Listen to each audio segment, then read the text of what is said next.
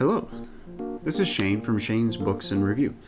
Today, I wanted to talk about a book that kind of woke me back up to reading. In school, absolutely hated to read. The reason being, ADD. Whenever I picked up the Jester, it was the first transformative experience I had had with a book. So it kind of holds a special place for me. Let's get into it. The last review that I did was Children of the Fleet, and currently I'm waiting for Armistice, should already be here. So I figured in between I would read Jester, because it's kind of a go-to. The Jester was, of course, wrote by James Patterson. It features Hugh DeLuc, and the time frame was 1096. The way the book starts, modern day, and then it just throws us back. I don't really know why he put the front of the book in there, because the front of the book didn't need to be there. He could have just opened up with the opening lines from Hugh, where he's talking about marching companies coming in, saying, "Come fight for our Lord, be blessed, be free." But no, it started out with a construction company. Things about the book that were really kind of cool. There's a lot of character type things in this book. Character thought. There's a lot of character action. There's a little bit of description, but not a lot. And I kind of think that's what made the book stand out. Main characters, of course, Hugh DeLuc. I mean, he's the Jester, after all, or the innkeeper. And that poor guy, he's much like Job in a way. He goes through a lot. And he's beat, he's bruised, he's attacked by boars, he's attacked by people of the Black Cross. He's attacked by lords and noblemen just the same. He's just waiting for things to go bad in a way. His adventure goes from being an innkeeper to being a member of an army, and then from being an army member to a deserter.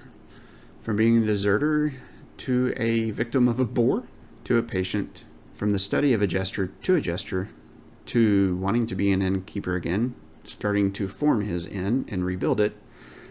Then to leading an army, sacking a castle without officially striking a blow, holding said castle, and then marrying into royal blood. I mean, underdog to victory. A unique thing about Hugh in the books has to do with the way that he strikes back. He doesn't actually use brute force. Most of the time, he will solve the problems with intellect, which is great. It's refreshing to see a character that way. You've got Hugh's original love interest, Sophie, the person of which Hugh is married to in the opening of the book. She, although was a big part to him, wasn't in the book very much.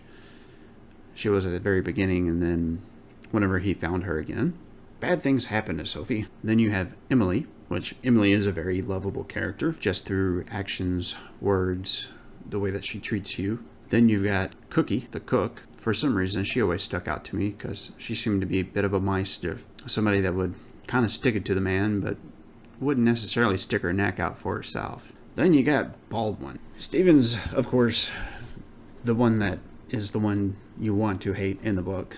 You find yourself just disliking him, Stephen Baldwin.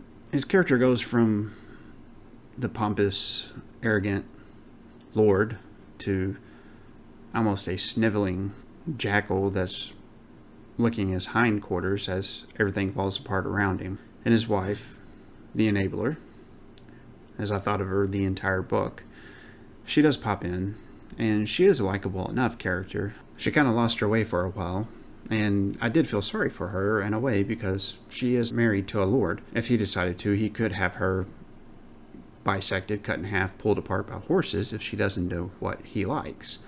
And there wouldn't be much of anything she could do about it, which isn't a very good place to be. I did like that she finally started to stand up to him, especially about the Toffers. There was two other characters that I really liked in the book, just their presence, Norbert and Odo. Norbert because, of course, he was the one that taught Hugh DeLuc how to be a jester. And Odo because he was just the go-to, the lean-to. He was a very big support character. So I think that covers pretty much the main people that were movers in the book. Unlike the other books that I've read lately, this one was an action book, and there was big action scenes with death and swords and axes and jesters doing backflips and swinging axes and big finishing moves. And it was kind of refreshing to read something like that for a change. Do I recommend the book? Of course I do. It's good for an afternoon read. It's good for a Sunday afternoon when there's nothing else going on. It's a highly enjoyable book with highly likable main characters. Now, there are a lot of things in the book. I can't say it's all plums and fairies. There are some things that are kind of hard to read. This was whenever the mindsets were not so friendly and not so nice. And I think that some of the things that were in there that made me cringe as I was reading it was, one, a developmental tool that made me dislike the characters that needed to get axes in the heads later on. And then two, of course, were things that happened quite frequently and a lot that were injustices that needed to be stopped. Hence, one of the main moving factors of the book, which was people just wanted to be treated the way they wanted to be treated, which is fairly.